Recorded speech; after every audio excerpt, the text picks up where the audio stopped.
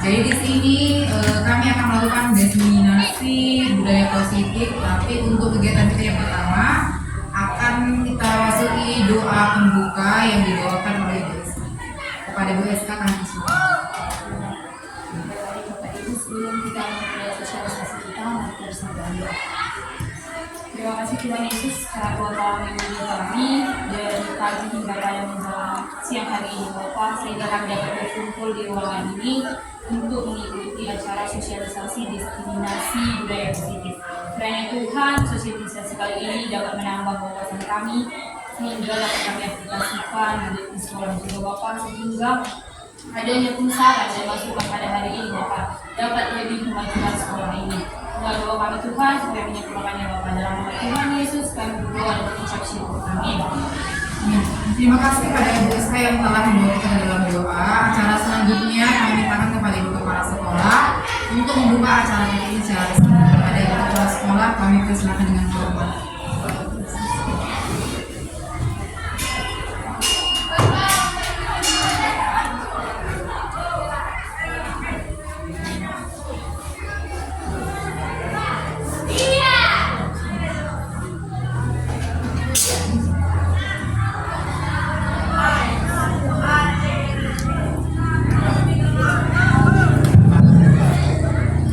Ya, terima kasih buat kesempatan ini. Pertama-tama patut kita mengucap syukur dan terima kasih kepada Tuhan Yang Maha Esa karena kita percaya bisa berkumpul di tempat ini dalam rangka di mana CGP kita akan memaparkan apa yang harus mereka sampaikan kepada kita, di mana dalam tugas-tugas CGP kita ini dia sekolah juga harus mendukung mereka dalam kesempatan itu ya kita terlibat di dalam apa yang mereka mau sosialisasikan kepada kita semua.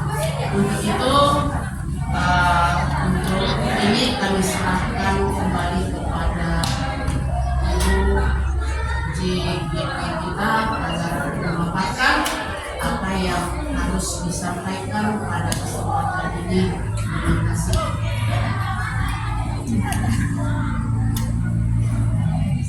Baik, terima kasih kepada Ibu Kepala Sekolah yang sudah membuka acara kita ini. Jadi pertama-tama puji dan syukur kita panjatkan kehadirat Tuhan Yang Maha Esa, di mana pada pagi hari ini kita bisa berkumpul di ruangan ini dalam keadaan baik dan sehat. Bapak Ibu, terima kasih untuk waktu yang boleh Bapak Ibu pergunakan, yang boleh Bapak Ibu luangkan untuk acara kami ini, yaitu diseminasi budaya positif di sekolah kita. Jadi Bapak Ibu, ini merupakan salah satu program dari tugas kami CGP Angkatan ke-9. Di sini kami mohon kerjasamanya dan kolaborasinya Bapak Ibu. Pendahuluan sebagai seorang petani yang memiliki peranan penting untuk menjadikan tanamannya tumbuh subur, kita akan memastikan bahwa tanah tempat tumbuhnya tanaman adalah tanah yang cocok untuk ditanami. Ki Hajar Dewantara menyatakan bahwa kita ambil contoh perbandingannya dengan hidup tumbuh-tumbuhan seorang petani. Dalam hakikatnya, sama kewajibannya dengan seorang pendidik yang menanam padi. Misalnya hanya dapat menuntun tumbuhnya padi. Ia dapat memperbaiki kondisi tanah, memelihara tanaman padi, memberi pupuk dan air, membasmi ulat-ulat atau jamur-jamur yang mengganggu hidup tanaman padi, dan lain sebagainya. Ini terdapat di lampiran 1 dasar-dasar pendidikan keluarga. Dari uraian tersebut kita dapat memahami bahwa sekolah diibaratkan sebagai tanah tempat bercocok tanam, sehingga guru harus mengusahakan sekolah jadi lingkungan yang menyenangkan, menjaga dan melindungi murid dari hal-hal yang tidak baik. Dengan demikian karakter murid tumbuh dengan baik. Sebagai contoh, murid yang tadinya malas menjadi semangat, bukan kebalikannya. Murid akan mampu menerima dan menyerap suatu pembelajaran bila lingkungan di sekelilingnya terasa aman dan nyaman. Selama seseorang merasakan tekanan-tekanan dari lingkungannya, maka proses pembelajaran akan sulit. Demikian, salah satu tanggung jawab seorang guru adalah bagaimana menciptakan suatu lingkungan yang positif yang terdiri dari warga sekolah yang saling mendukung, saling belajar, saling bekerja sama sehingga tercipta kebiasaan-kebiasaan baik. Dari kebiasaan-kebiasaan baik akan tumbuh menjadi karakter-karakter baik warga sekolah, dan pada akhirnya karakter-karakter dari kebiasaan-kebiasaan baik akan membentuk sebuah budaya positif. Coba amati lingkungan sekolah kita saat ini. Bagaimana suasananya? Bagaimana murid-murid saling berinteraksi? Bagaimana guru saling bertegur sapa? Bagaimana guru menyapa murid? Bagaimana guru menyelesaikan suatu permasalahan atau konflik antara murid? Suasana atau budaya yang berkembang di sekolah kita saat ini secara tidak langsung menjadi cermin dari tujuan mulia atau nilai-nilai yang sekolah atau institusi kita anut dan yakini selama ini. Untuk itulah menciptakan lingkungan positif agar terbentuk suatu budaya positif adalah suatu proses perjalanan pendidikan yang harus kita jalani, karena ini merupakan tanggung jawab kita sebagai seorang pendidik, sebagai seorang pemimpin pembelajaran. Sekolah lingkungan yang aman dan nyaman akan memberikan murid kesempatan dan kebebasan untuk berproses, belajar, membuat kesalahan, belajar lagi, sehingga mampu menerima dan menyerap suatu pembelajaran.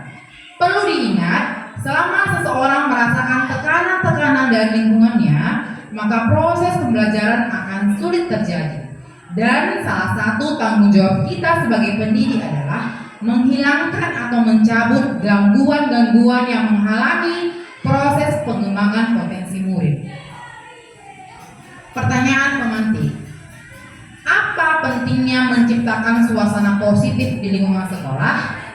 Yang kedua, sebagai seorang pendidik dan atau pemimpin sekolah, bagaimana kita dapat menciptakan suasana positif di lingkungan kita selama ini? Kami melakukan aksi nyata modul 1.4 diseminasi budaya positif. Nah, next. Budaya positif merupakan perwujudan dari nilai-nilai yang diterapkan di sekolah. Budaya positif yang diterapkan di sekolah adalah salah satu perwujudan dari visi guru yang mengandung nilai-nilai kebajikan sesuai dengan tujuan pendidikan nasional yang dijabarkan dalam profil pelajar Pancasila. Adapun konsep inti budaya positif di sini ada 8. Yang pertama yaitu perubahan paradigma murid. Yang kedua, disiplin positif. Yang ketiga, nilai-nilai kebajikan. Yang keempat, kebutuhan dasar manusia. Yang kelima, motivasi perilaku manusia. Yang keenam, posisi kontrol guru. Yang ketujuh, keyakinan kelas. Dan yang kedelapan adalah segitiga restitusi. Jadi ada 8 poin ya Bapak Ibu ya. Nah, yang pertama, perubahan paradigma. Di sini kita melihat bagaimana profil pelajar Pancasila. Ada 6 poin ya, profil pelajar Pancasila. Yang untuk membangun budaya yang positif sekolah, kita perlu menyediakan lingkungan yang positif, aman dan nyaman agar murid mampu berpikir, bertindak dan mencipta dengan merdeka, mandiri dan bertanggung jawab. Ini yang kita harapkan nantinya Bapak Ibu. Dengan budaya positif untuk merubah paradigma murid-murid kita di sekolah kita. Jadi kembali ke profil pelajar Pancasila. Oke, next. Nah, bagaimana penerapan disiplin positif? Secara umum, disiplin positif adalah suatu pendekatan untuk menerapkan disiplin dari dalam murid tanpa hukuman dan hadiah. Disiplin positif perlu diterapkan baik dalam lingkungan keluarga maupun lingkungan sekolah. Dengan menerapkan disiplin positif, diharapkan tindak kekerasan dapat dihindari. Pendekatan disiplin positif bukan mengenai anak atau peserta didik secara langsung, melainkan bagaimana cara orang dewasa yang memberikan dampak dan pengaruh positif kepada murid. Pendekatan disiplin positif menitik beratkan pendekatan yang positif tanpa kekerasan, memotivasi, merefleksi kesalahan, menghargai, membangun logika, dan bersifat jangka panjang.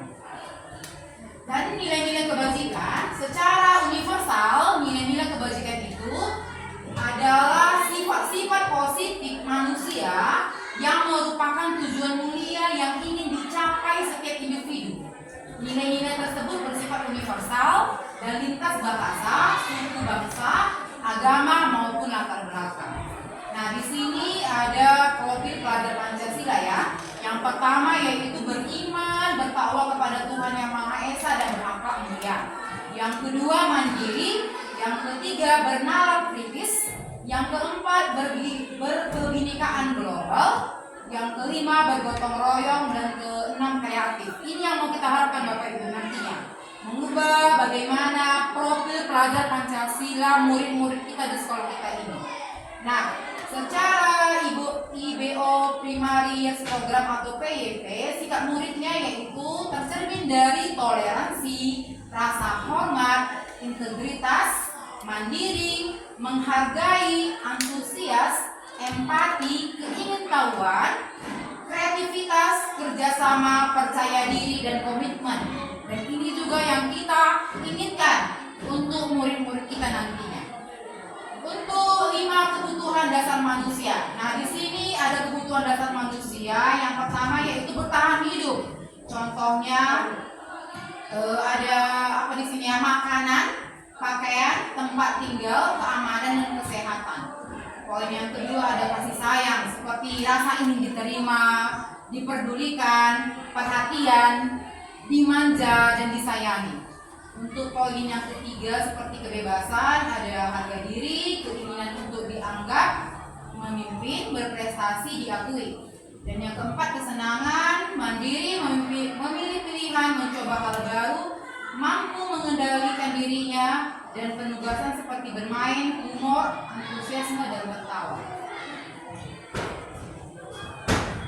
Nah, di sini ada motivasi intrinsik dan ekstrinsik. Apa itu motivasi intrinsik? Yaitu motivasi yang timbul, yang muncul dari dalam diri individu sendiri tanpa ada paksaan, dorongan orang lain, tetapi atas dasar kemauan diri sendiri. Jadi ini yang dari dalam diri kita ya, dari dalam diri sendiri. Dan ada lagi motivasi ekstrinsik, berarti dari luar. Ini motivasi yang muncul, timbul akibat pengaruh dari luar individu, karena adanya ajakan, suruhan, atau paksaan dari orang lain. Nah, di sini ada, kita lihat nanti selanjutnya ada hukuman, konsekuensi, dan restitusi segitiga. Nah, apa itu hukuman? Ini muncul tidak terencana atau tiba-tiba muncul. Murid tidak tahu apa yang terjadi atau dilibatkan, gitu ya. Terus ini bersifat satu arah. Bersifat satu arah, muncul dari contohnya dari kita, dari gurunya. Dan berupa hukuman fisik atau psikis. Ini contoh daripada hukuman. Nah, kalau konsekuensi apa? Dia terencana sesuai dengan aturan. Aturan contohnya peraturan yang memang kita bawa di sekolah. Terus murid dibuat tetap tidak nyaman dengan konsekuensi ini. Sikap guru selalu memonitor murid. Inilah konsekuensi. Nah, kalau dia restitusi, itu adalah proses menciptakan kondisi bagi murid untuk memperbaiki kesalahannya. Proses kolaborasi yang mengajak murid untuk selalu mencari solusi sendiri. Oke, next. Nah, di sini ada 5 posisi kontrol guru. Ada 5 posisi. Yang pertama yaitu penghukum. Yang kedua pembuat rasa bersalah. Yang ketiga posisi ada sebagai teman. Yang keempat pemantau, dan yang kelima manajer. Jadi ada 5 ya Bapak Ibu ya, posisi kontrol guru di disiplin positif. Yang pertama tadi sebagai penghukum, yang kedua pembuat rasa bersalah, yang ketiga sebagai teman, yang keempat pemantau, dan yang kelima adalah manajer.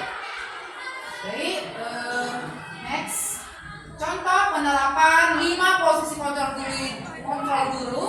Kasus di sini yaitu siswa tidak memakai topi. Nah, kalau dia menghukum, contoh tadi 5 posisi, kita membuat hormat kepada bendera selama 1 jam. karena dia sudah melanggar aturan karena tidak memakai topi. Nah, kalau kita sebagai contohnya pembuat rasa bersalah, harus berapa kali lagi Bapak Ibu bilang topi setiap Senin dipakai? Ibu kecewa dengan kamu. Jadi kita ngomongnya lembut tapi kata-kata itu menusuk. Yang ketiga, sebagai pemantau, kamu hari ini sudah melanggar peraturan sekolah. Kamu tahu kan konsekuensinya? Senin depan ibu tahu kamu sudah pakai topi. Yang keempat, sebagai teman, ayo dong nak ikuti aturan sekolah. Tidak susah kan? Tolong bantu ibu sekali ini. Jangan sampai berbuat seperti ini lagi ya. Nah, sebagai manajer, kita bertanya kepada murid, apa kamu tahu kesalahanmu? Bagaimana kamu memperbaiki kesalahanmu? Inilah contoh dari penerapan 5 posisi kontrol guru. Untuk lebih jelasnya di sini saya akan putarkan video supaya kita lihat bagaimana contoh-contoh dari 5 posisi kontrol tersebut. Ya. Baik Bapak Ibu, kita saksikan ya, ada di sini 5 video kontrol guru. Yang dikenakan adalah 5 posisi kontrol. 5 posisi kontrol dan restitusi adalah proses perjalanan seorang pendidik agar dapat mengenali dirinya. Pada video kali ini, kita akan membahas tentang 5 posisi kontrol yang digunakan pengendalian dosen dan contoh penerapannya.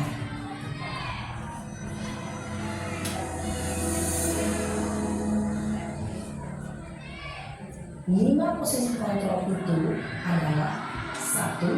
Posisi penghukum. 2. Posisi pembuat rasa bersalah. 3. Posisi teman. 4. Posisi pemantau atau monitor.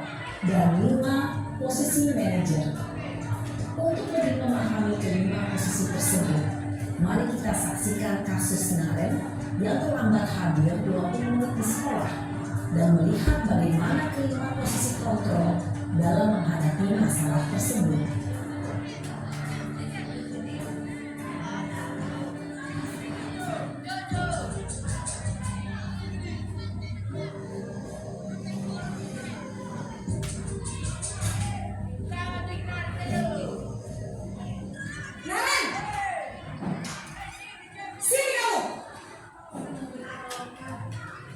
Selamat pagi Bu.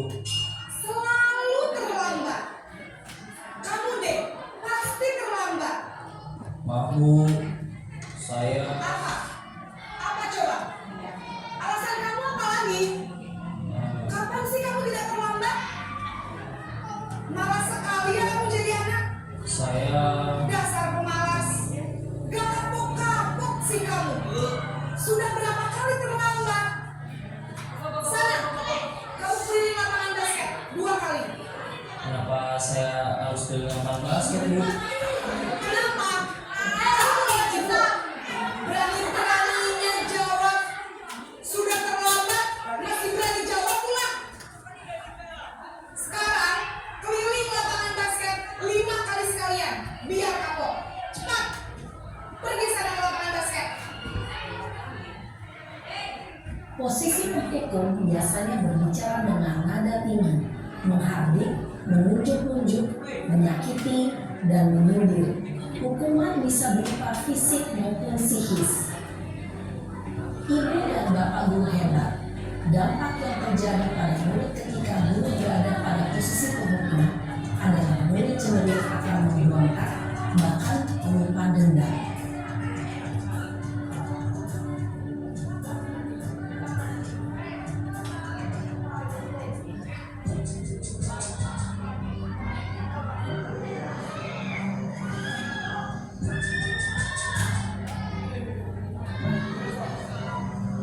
Naren!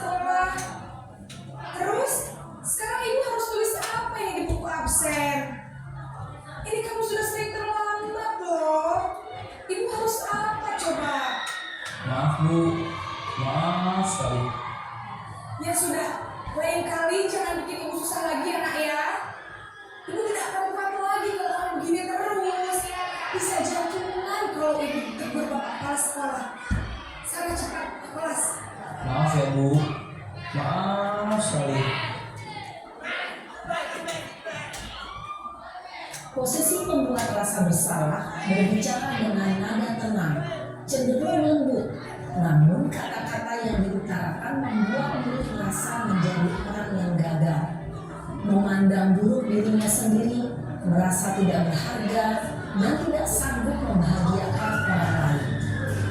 Ketika guru mengambil posisi pembuat rasa bersalah, murid akan menganggap dirinya yang bersalah dan ia akan menyimpan emosi negatif tersebut di dalam dirinya.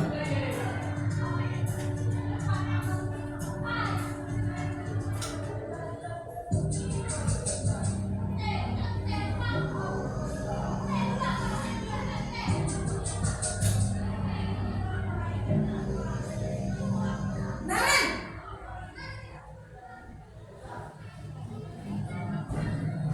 Selamat pagi Bu. wah, sudah jam berapa ini nak? Terlambat lagi ya sayang. Iya Bu, habis ibu saya udah bangunkan saya Bu. Kamu malah menyalahkan ibu kamu. Kamu bukannya anak yang larinya paling kencang. Kok terlambat sih? Iya Bu, saya memang terlambat bangun tadi. Jadi biar saya kencang, tetap gak terkejar Bu. Ya sudah sana. Nanti lain kali larinya lebih kencang lagi ya. Biar gak terlambat lagi. Bikin senang ibu. Demi ibu. Bisa kan? Bisa lah Bu. Ya sudah sana masuk kelas. Ibu beresin urusan absen kamu. Kamu ini ada-ada saja. Dalam posisi teman, guru berbicara dengan nada suara ramah, akrab, cenderung bersenda gurau untuk menjaga suasana tetap santai. Murid akan merasa senang, aman, dan akrab dengan guru. Identitas yang tercipta adalah identitas sukses atau berhasil. Namun, perlu diingat, karena ini masih dorongan eksternal, maka ada faktor ketergantungan dari murid kepada orang tertentu. Di sini guru absennya, sehingga di lain waktu murid bisa berperilaku baik, namun hanya kepada orang-orang tertentu saja.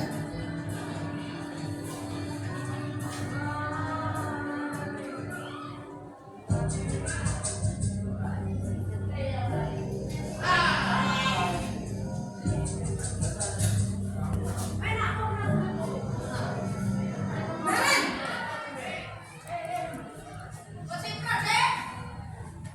Selamat pagi Bu. Naren, apa peraturan sekolah kita tentang jam berapa kita harus masuk sekolah nak? Kita harus di sekolah jam 7 Bu. Iya betul, sekarang sudah jam 7.20. Naren sudah tahu konsekuensinya jika terlambat hadir. Paham Bu, saya harus tinggal kelas pas jam istirahat selama 20 menit. Iya benar, konsekuensinya demikian. Jadi nanti jam 9.30 pas istirahat, kamu harus tinggal di kelas, kerjakan tugas tambahan untuk ketertinggalan kamu, ya? Baik Bu. Posisi pemantau mengandalkan penghitungan atau data untuk mengontrol murid.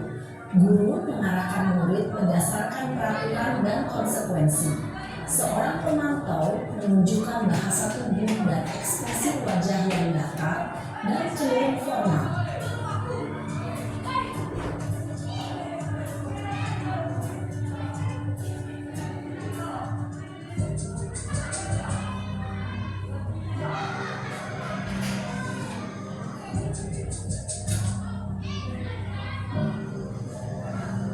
Naren,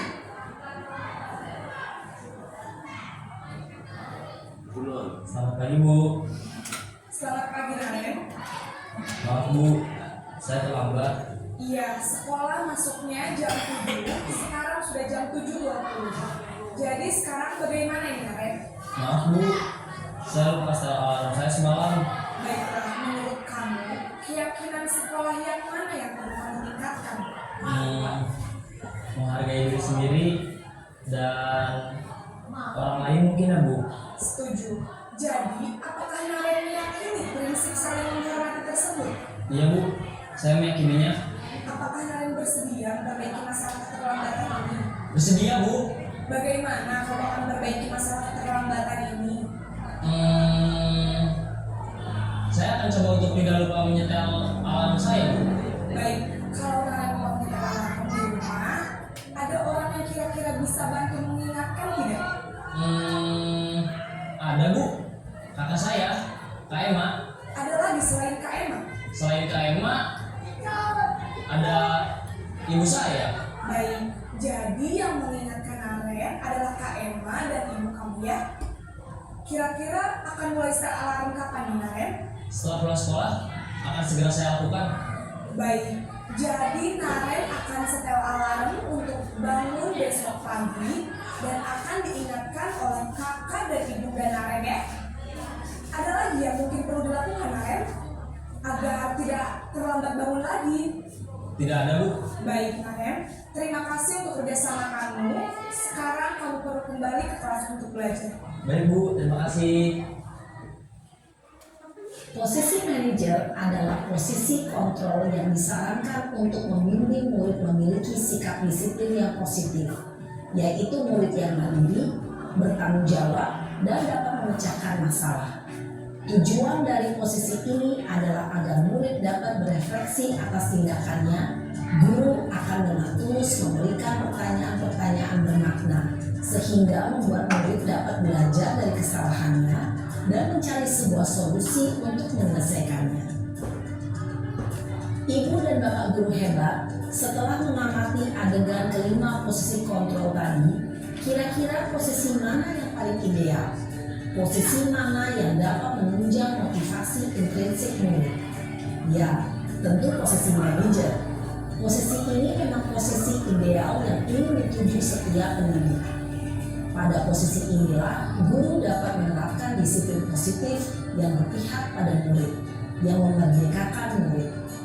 Perjalanan seorang pendidik tentunya tidak mudah untuk sampai pada posisi seorang manajer. Namun, tujuan kita pasti, yaitu menciptakan murid-murid yang mandiri, merdeka, dan bertanggung jawab. Semoga penggambaran 5 posisi kontrol yang telah diperlihatkan ini dapat menjadi ajang refleksi bagi kita semua, agar dapat terus mengasah dan menerapkan disiplin positif yang memerdekakan murid. Mari terus berlatih dan bersemangat. Selamat menerapkan. Salam dan bahagia Ibu dan Bapak Guru hebat. Bapak Ibu, tadi kita telah menyaksikan ada video ya, ada 5 posisi kontrol dari guru. Nah, Bapak Ibu di sini ada sekilas kayak, tapi sudah terlanjur dijawab apa ya pertanyaannya.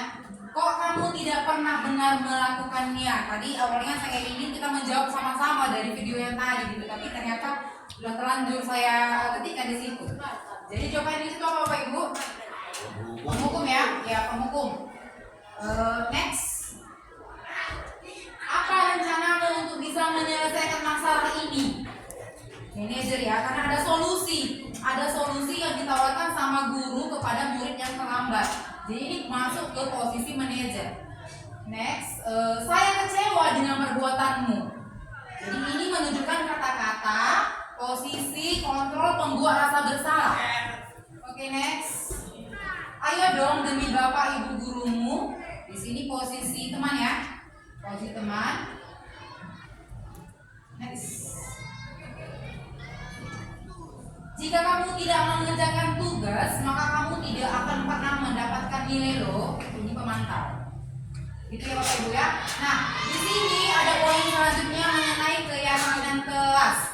Nah, mengapa keyakinan kelas? Mengapa bukan peraturan kelas? Jadi mari kita lihat apa sebenarnya keyakinan kelas itu. Next.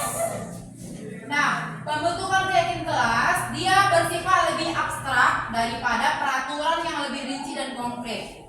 Poin yang kedua, keyakinan kelas berupa pernyataan-pernyataan universal yang dibuat dalam bentuk kalimat positif. Yang ketiga, keyakinan kelas tidak dibuat dalam jumlah banyak sehingga mudah diingat dan dipahami oleh semua warga kelas. Poin yang keempat, keyakinan kelas merupakan sesuatu yang dapat diterapkan di lingkungan kelas tersebut. Poin yang kelima, pembuatan keyakinan melibatkan semua warga kelas melalui kegiatan curah pendapat. Dan poin keenam, keyakinan kelas ditinjau kembali dari waktu ke waktu. Jadi Bapak Ibu, di sini kemarin kami sudah membuat keyakinan kelas. Kenapa keyakinan? Karena seperti ini contohnya. Ada peraturan contohnya kita buat sama siswa kita. Oke, saya kelas 71. Saya wali kelas 71. Saya bilang sama siswa saya, nah apa kira-kira peraturan yang mau kita terapkan di kelas kita? Contohnya nanti kita lemparkan ke audiens ke siswa. Siswa menjawab mungkin, Bu, jangan makan-makan. Atau poin selanjutnya, Bu, jangan mengganggu teman. Poin selanjutnya, Bu, jangan coret-coret atau merusak peralatan di kelas atau meja atau dan sebagainya. Nah, kalimat-kalimat tersebut merupakan peraturan yang harus dijalankan. Tapi dengan keyakinan ini kita lempar kepada murid, kan yang membuat kesepakatan itu kan kita dengan murid, gitu ya. Karena kita lempar ke murid, apa kira-kira nak menurut kamu keyakinan yang mau kita jalankan gitu. Murid menjawab seperti tadi pernyataannya, baru kita ubah kata-kata yang tadi menjadi yang positif.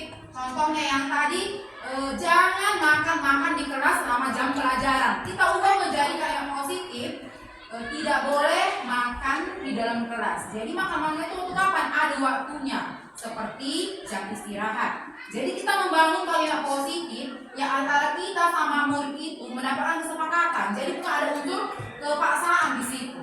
Jadi ini contoh dari keyakinan Bapak Ibu. Terus kalau seandainya kita mulai terapkan, dia melanggar seperti apa? Nanti kita masuk yang namanya segitiga restitusi. Jadi keyakinan ini kita buat dari kita untuk kita dan murid kita, baru kita jalankan dan nanti kita tempel di dalam dinding kelas kita. Jadi ketika dia melanggar contohnya, kita panggil siswa kita. Kenapa tadi kamu mencoret-coret contohnya meja? Kan itu sudah keyakinan kelas kita. Jadi dia melihat, oh iya Bu, itu keyakinan kelas kita. Jadi tidak boleh kita melanggarnya, harus disepakati. Jadi seperti itu Bapak Ibu ya, keyakinan kelas kita. Nah, di sini ada lagi namanya segitiga restitusi. Apa itu segitiga restitusi? Mungkin kita mau lihat videonya ya.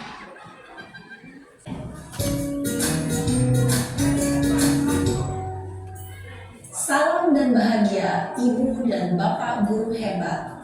Pada video kali ini kita akan membahas tentang salah satu program disiplin positif yang diterapkan di lingkungan sekolah yang dikenal dengan nama restitusi.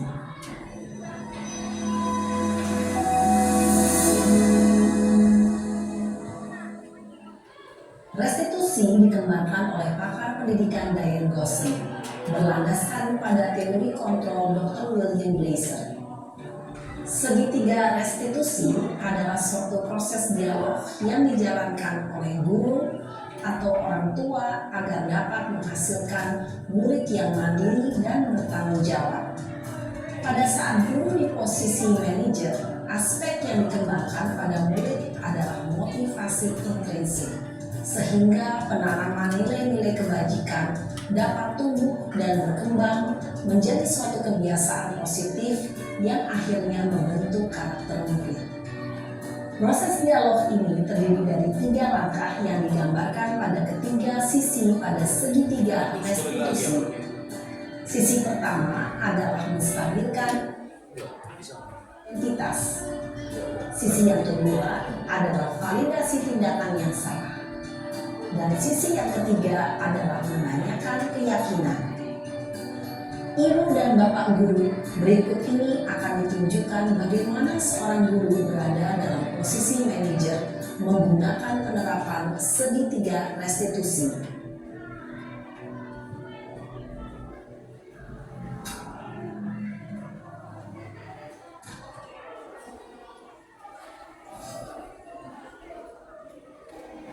Siang Sarah. Siang Pak. Sudah lama nggak ketemu Sarah?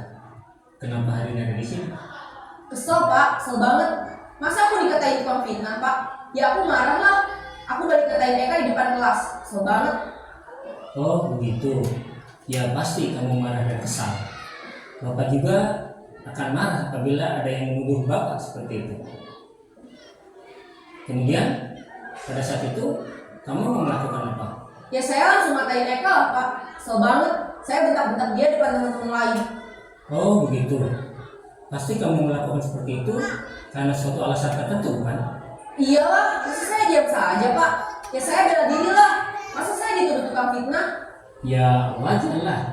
Mempertahankan harga diri itu sesuatu yang penting buat kamu.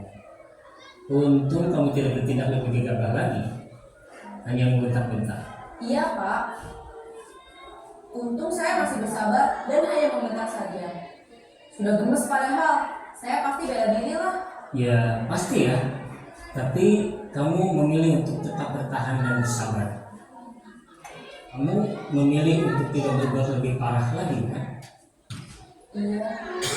Nah, sekarang coba kita lihat lagi tindakan kamu yang bentak-bentak Eka di kelas. Tindakan kamu itu kira-kira sesuai dengan keyakinan kelas atau prinsip kamu tidak? Enggak lah Pak. Capek Pak jadi pemarah. Jadi keyakinan atau prinsip mana yang kurang sesuai dengan keinginan kamu? Ya, saya sebenarnya sangat menghargai orang lain.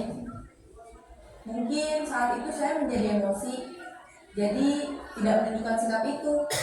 Kamu meyakini tidak? Menghargai orang lain itu penting buat kamu. Yakinlah Pak. Iya, setuju. Kita harus saling menghargai. Namun, ada juga keyakinan yang kita sepakati yang perlu kita jalankan apabila kita sedang marah, kan? Ya, saya bisa lebih proaktif, mulai dengan diri sendiri.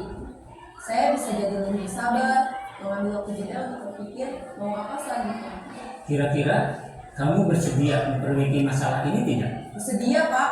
Kalau kamu memperbaiki masalah ini, kamu akan menjadi orang seperti apa? Saya akan menjadi orang yang bertanggung jawab kali ya Pak. Dan senantiasa proaktif. Iya, menurut kamu bagaimana rasanya menjadi orang seperti itu? Ya nyaman lah, bangga bisa bersabar dan menahan diri. Baiklah kalau begitu. Yuk kita pikirkan bagaimana memperbaiki masalah ini.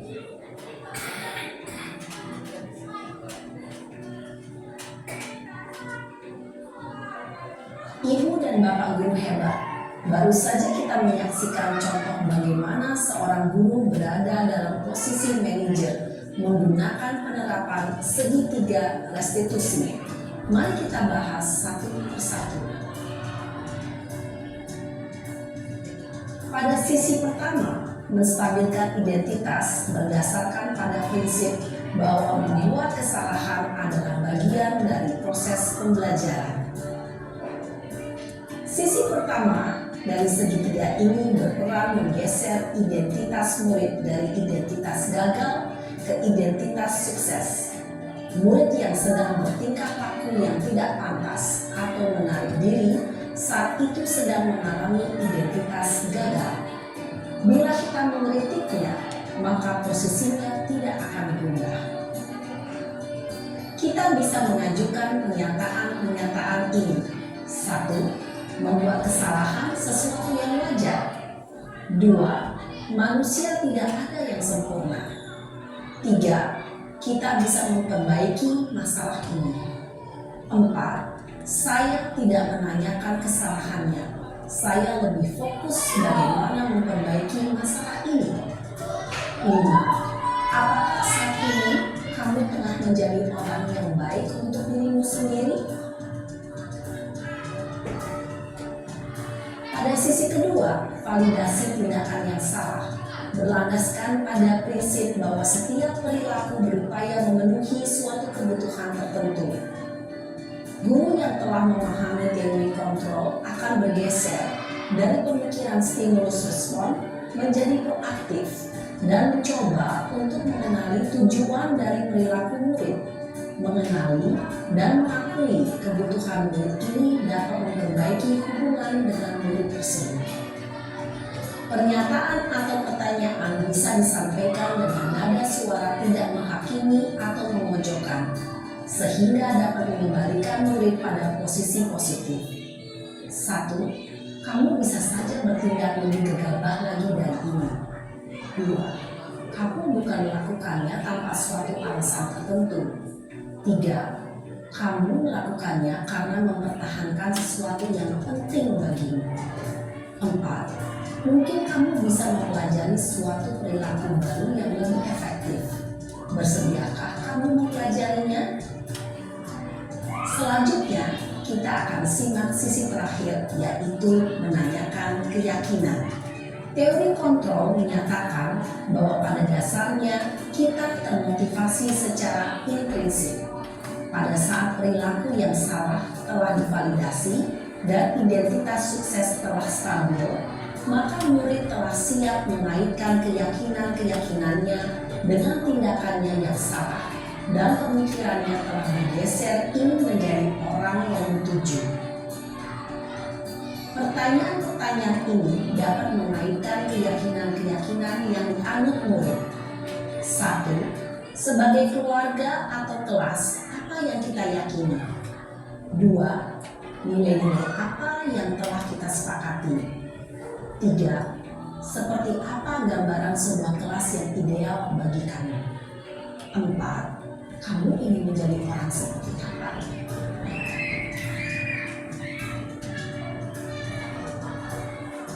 Dalam menerapkan segitiga restitusi, perlu memperhatikan beberapa hal, yaitu 1. Perilaku yang salah perlu dikaitkan dengan nilai-nilai atau keyakinan-keyakinan yang telah disepakati atau dituju. 2. Kesediaan orang yang melakukan kesalahan untuk memperbaiki masalah. 3. Pemecahan masalah sebisa mungkin relevan atau memiliki hubungan dengan masalah yang ada. 4. Usaha. Perlu adanya suatu usaha perbaikan dari pihak yang berbuat kesalahan. 5. Waktu.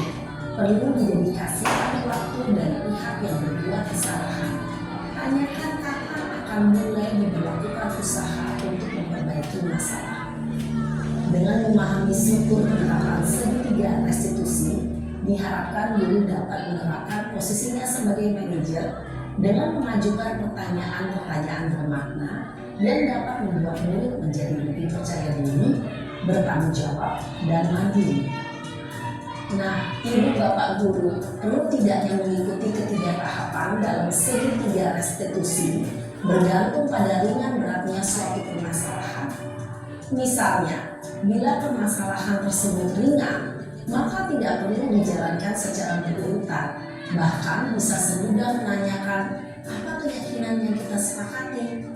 Dengan menjalankan segitiga restitusi, dengan mengajukan pertanyaan-pertanyaan bermakna, diharapkan murid menjadi lebih kuat secara pribadi, dapat membuka wawasan murid agar dapat menyelesaikan permasalahannya sendiri, semakin percaya diri, mandiri, dan merdeka. Salam dan bahagia, ibu bapak guru hebat. Baik Bapak Ibu, tadi kita sudah melihat ya bagaimana video dari segitiga restitusi. Di sini saya akan memutar video yang sudah saya terapkan kepada siswa kita. Di sini saya ambil siswa dari kelas 81 yaitu Yasna. Oke, sama sudah duduk. Selamat pagi Yasna. Baik Ibu. Yasna tahu nggak kenapa kami di sini? Melalui PNCC secara pasif dan multi-teknologi. Yasna, perbuatan yang benar itu salah. Memang setiap manusia tidak pernah lepas dari berbagai kesalahan. Sekarang, Yasna tahu sudah melakukan kesalahan. Tapi ibu tahu bahwa pasti punya alasan. Kenapa kamu melakukan hal tersebut dan apa alasannya, Nak? Semalam saya tidak mengerjakan PNCC dan sudah mati. Oh, jadi sudah mati Yasna. Kemarin kita sudah membuat tentang teknik kelas kita. Coba sebutkan nilai-nilai apa saja yang sudah kita sebutkan kemarin, Nak? Saya peduli, saya mengerti, saya mengerti dan bertanggung jawab. Nah, Yasna sudah mengetahui tentang keyakinan kelas kita. Kalau sudah tahu dan sudah meyakininya, apakah kamu bersedia memperbaiki kesalahan tersebut? Sedia. Jadi, jika Yasna mau memperbaikinya, berarti di sini kamu menunjukkan nilai apa, Mbak? Tanggung jawab dan disiplin. Ya betul ya, tanggung jawab, saling menghormati, dan sebagainya. Apakah kamu tahu caranya bertanggung jawab, Nak? Saya akan meminta maaf kepada Cek dan berjanji tidak akan mengulanginya lagi dan kedepannya saya akan menjaga PN di rumah. Oke, sekarang Yasna sudah bisa ke kelas. Dan Yasna minta maaf kepada Chelsea dan melanjutkan belajar di kelas ini. Bu, terima kasih sudah sampaikan ini. Oke, nah, sampai di Misi Bu.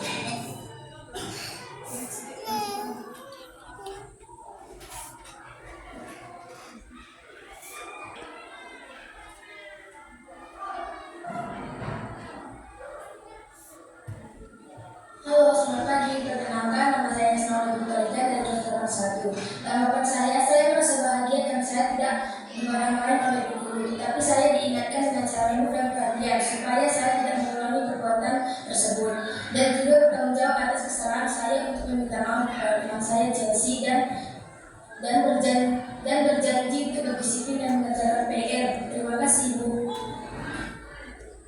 Oke, Bapak Ibu, itu adalah salah satu contoh dari penerapan segitiga restitusi yang sudah saya praktekkan di lingkungan sekolah kita ya. Nah sekarang di sini ada nanti studi kasus. Mari kita lihat studi kasusnya dan kita jawab sama-sama ya Bapak Ibu ya. Kalau kita mengalami kasus seperti ini, bagaimana solusi yang kita berikan kepada murid kita? Ibu, di sini ada tantangan studi kasus. Saya membuat satu kasus saja ya. Saya bacakan di sini.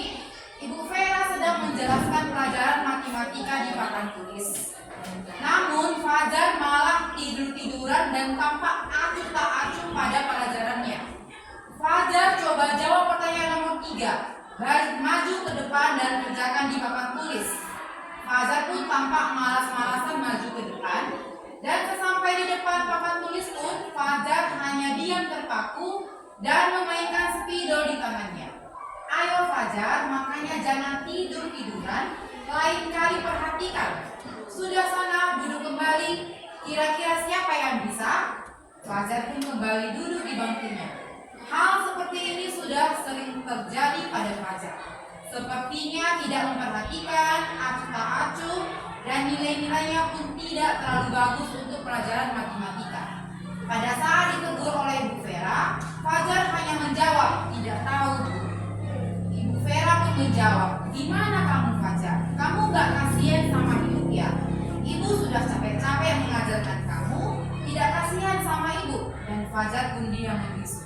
Jadi Bapak Ibu, ini contoh studi kasus si Fajar dan Ibu Vera. Nah pertanyaannya, mari coba sama-sama kita diskusikan, sama-sama kita analisa seperti apa kira-kira jawaban dari posisi 5 kontrol guru.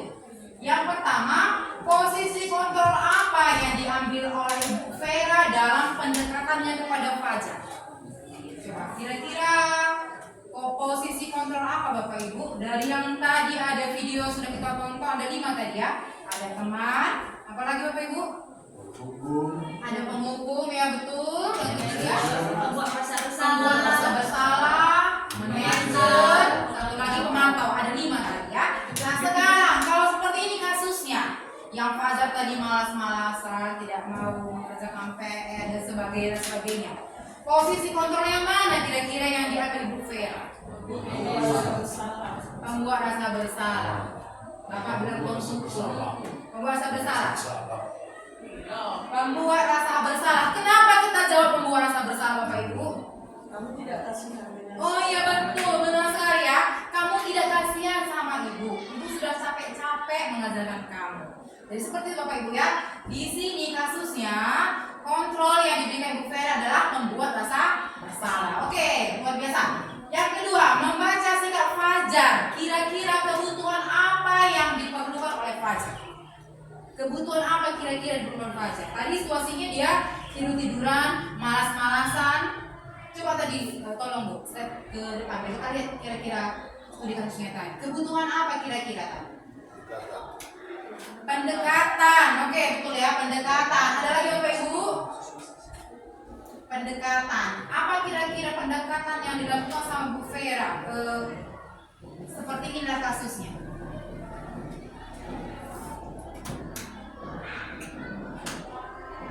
kasih sayang. Iya, kasih sayang, perhatian. Karena Fajar di sini kan sepertinya dia kayak kurang perhatian.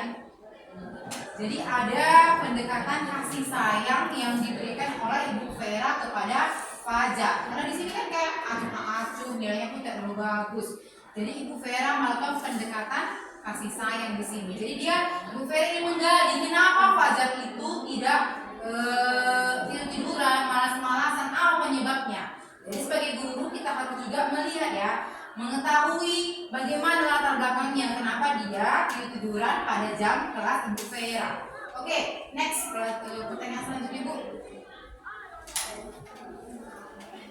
Jika Ibu Vera mengambil posisi manajer, apa yang akan dilakukan atau dikatakan olehnya?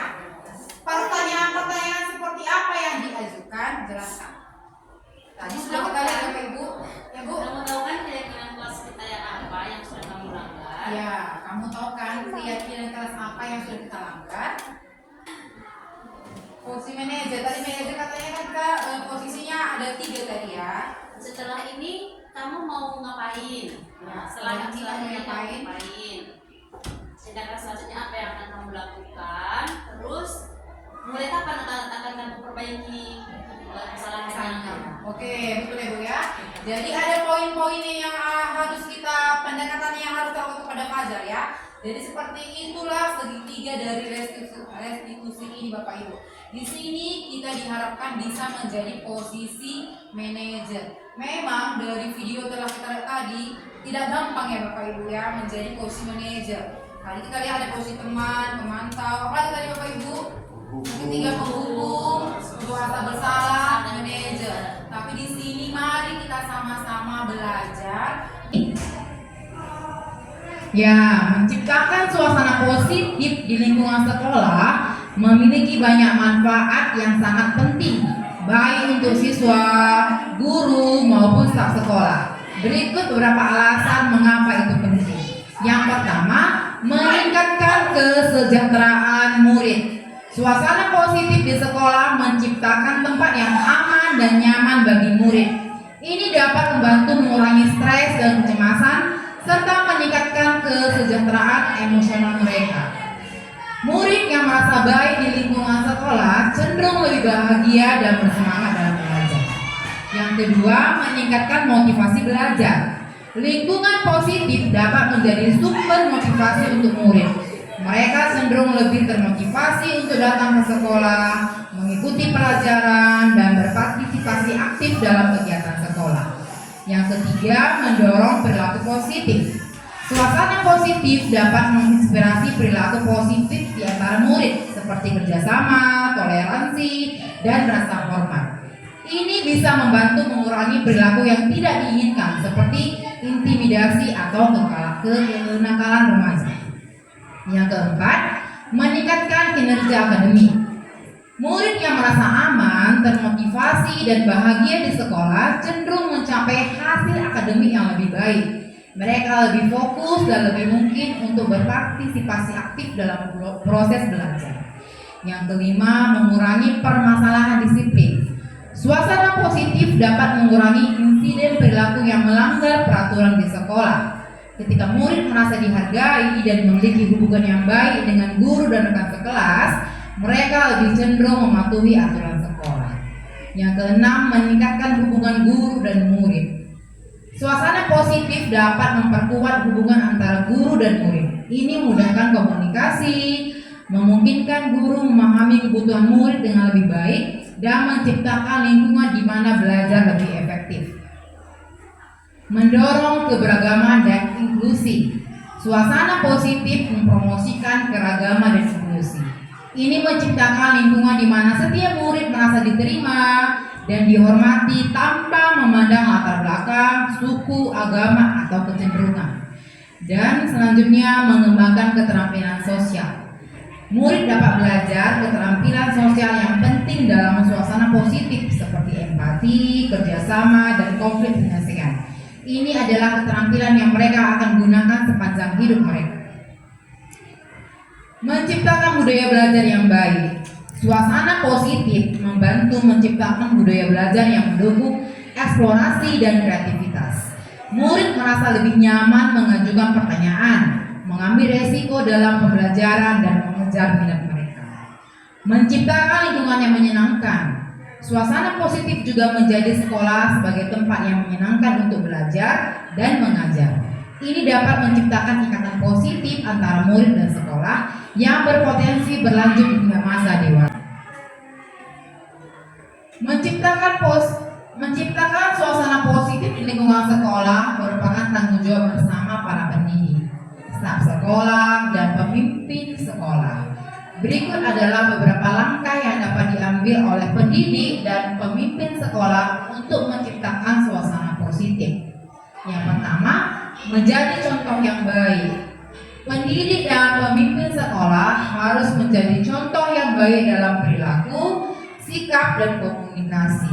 Mereka harus menunjukkan etika kerja yang tinggi dan nilai-nilai yang ingin dipromosikan di sekolah. Yang kedua, membangun hubungan yang kuat. Penting untuk membangun hubungan yang kuat antara pendidik, murid, dan staf sekolah. Ini menciptakan rasa persatuan dan saling percaya di lingkungan sekolah. Yang ketiga, mendengarkan dan memahami murid. Pendidik dan pemimpin sekolah harus mendengarkan murid dengan penuh perhatian. Mereka perlu memahami kebutuhan, kekhawatiran, dan masalah murid untuk dapat memberikan dukungan yang sesuai. Yang keempat, memberikan umpan balik positif. Memberikan umpan balik yang positif kepada murid dan staf sekolah dapat meningkatkan motivasi dan kepercayaan diri, fokus pada pencapaian positif dan upaya yang dilakukan. Selanjutnya, mendorong kolaborasi. Kolaborasi adalah kunci untuk menciptakan suasana positif. Pendidik dan staf sekolah harus mendorong murid untuk bekerjasama, dan mereka sendiri perlu berkolaborasi dalam perencanaan dan mengambil keputusan. Selanjutnya di sini melibatkan orang tua dan wali murid. Membuat orang tua dan wali murid merasa terlibat dalam pendidikan anak-anak mereka adalah langkah penting. Ini menciptakan hubungan yang positif antara sekolah dan keluarga. Dan selanjutnya, mengatasi konflik dengan bijak. Konflik adalah bagian dari kehidupan sekolah. Penting bagi pendidik dan pemimpin sekolah untuk mengatasi konflik dengan bijak, mengutamakan penyelesaian yang konstruktif dan mempromosikan rekonsiliasi. Melibatkan seluruh komunitas sekolah. Suasana positif di sekolah memerlukan partisipasi dan dukungan dari seluruh komunitas sekolah, termasuk guru, staf, siswa, dan orang tua.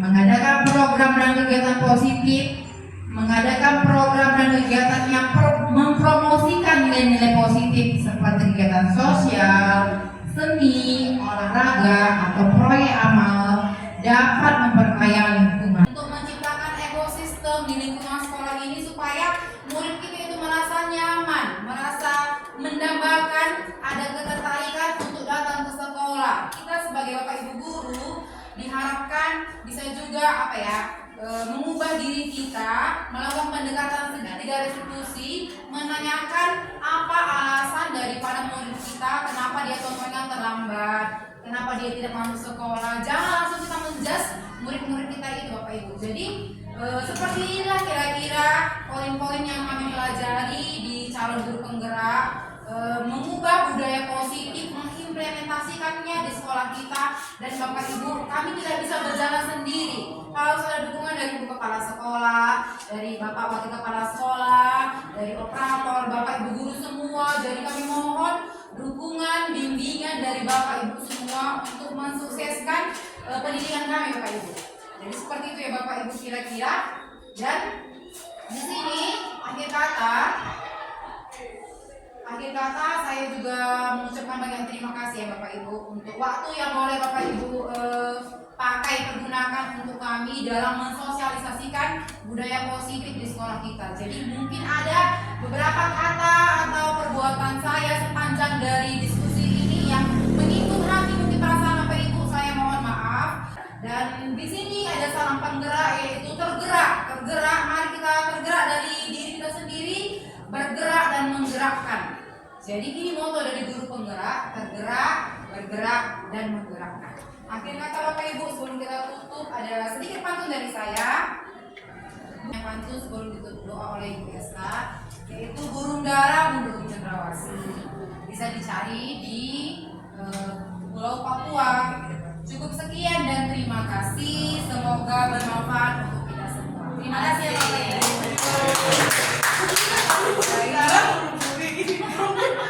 Sekarang Ibu silakan Ibu Esta. Terima kasih.